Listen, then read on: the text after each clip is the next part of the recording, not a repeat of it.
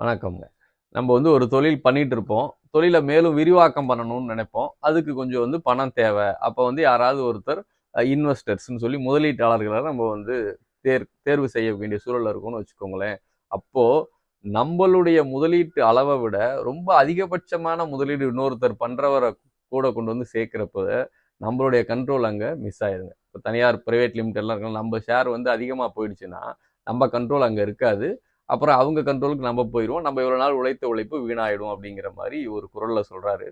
அது குறட்பா 480ல உழவரை தூக்காத ஒப்புரவாண்மை வளவரை வல்லை கெடும்.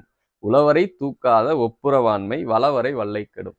அந்த மாதிரி ஒரு ஆட்களை வச்சுக்கிட்டோம்னா இதை விட நம்ம கண்டிப்பா நம்ம கம்பெனி நம்ம கைவிட்டு போயிரும் அப்படின்னு சொல்றாங்க. அதாவது நம்மளுடைய முதலீடு எப்பயுமே வந்து அதிகபட்சமா இருக்கணும். முதலீட்டாளர்களோட அதை விட குறைவா இருக்கணுங்கிற மாதிரி பார்த்துக்கோங்க. நன்றி, வணக்கம், வாழ்க வளமுடன்.